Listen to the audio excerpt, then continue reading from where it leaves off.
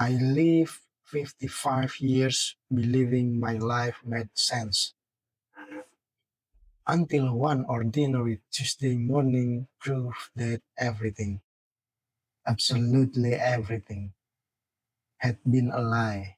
My name is Harold Whitman.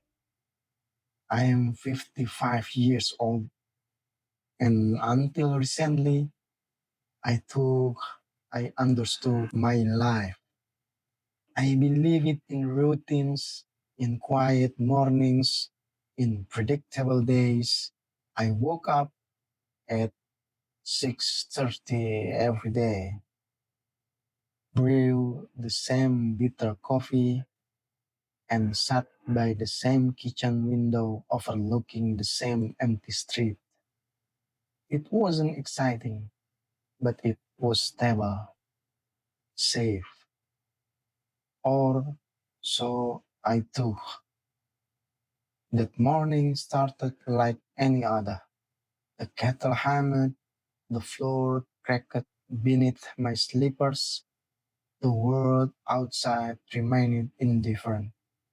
Nothing dramatic, nothing unusual, except for the envelope. It was lying on the floor just inside my front door. No stamp, no return address, just my name, written in neat, deliberate handwriting. Harold Withman. Something about it made my stomach tighten. I told myself not to be ridiculous. It was probably a mistake, a flyer, a neighbor's prank, but the moment I touched it, I knew this was different. Inside was a single sheet of paper, no greeting, no signature, just one sentence. Ask Richard about the night your life changed. Richard, my best friend of over 30 years. Richard Coleman wasn't just a friend, he was family. The kind of man who showed up when others disappeared. The kind of man who stood beside me at my wedding and later at my wife's funeral. We met in our 20s, two ordinary men navigating ordinary struggles. We shared dreams, disappointments, and decades of trust. At least that's what I believe. I drove to Richard's house with the letter burning in my pocket. He greeted me with his usual smile, calm, polished, unreadable. Harold, he said warmly, you look like you've seen a ghost. I wish that's all it had been. I handed him the paper. I watched his face, and for the first time in 3 decades, Richard Coleman looked afraid. Silence has a sound. It's heavy, suffocating. Richard didn't speak immediately. He walked to the window, hands trembling slightly, a crack in the armor I had never seen before. Finally, he whispered, where did you get this?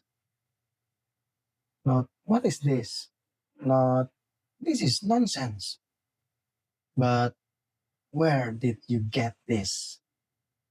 That was the moment my reality began to fracture. The night your life changed. I repeated. Richard closed his eyes. And then he said the words that still echo inside my skull. Harold, there's something you were never supposed to find out. 32 years ago, I was in a car accident. At least that's the story I'd been told. A rainy night, slippery road, tragic misfortune. I survived with minor injuries, but my older brother did not.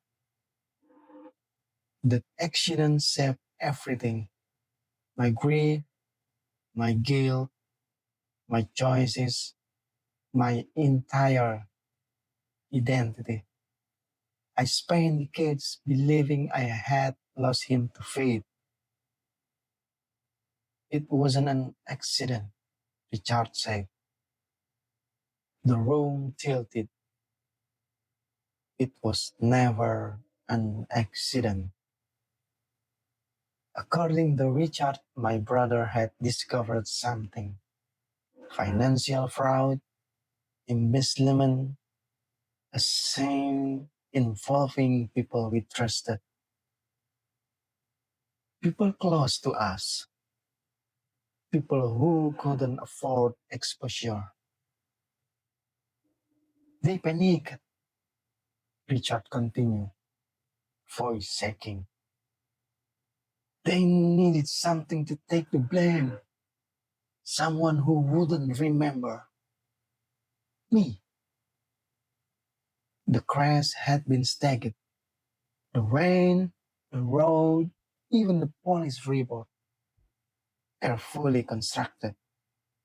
And you knew, I asked. My voice didn't sound like my own. Richard silenced answer before he did. I tried to protect you, he said weakly. But protection doesn't feel like betrayal, and betrayal doesn't feel like mercy. For 55 years, my memories had been curated. For decades, my pain had been manipulated. For half a century, I had mourned a lie. I walked out without another word because what do you say when your entire life collapses in a single conversation? Anger came later, slow, cold, precise.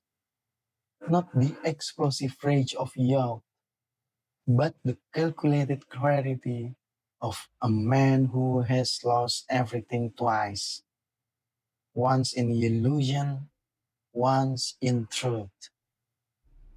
I didn't confront them, not immediately, because revenge, I learned, is not about distraction, it's about revelation. Weeks passed.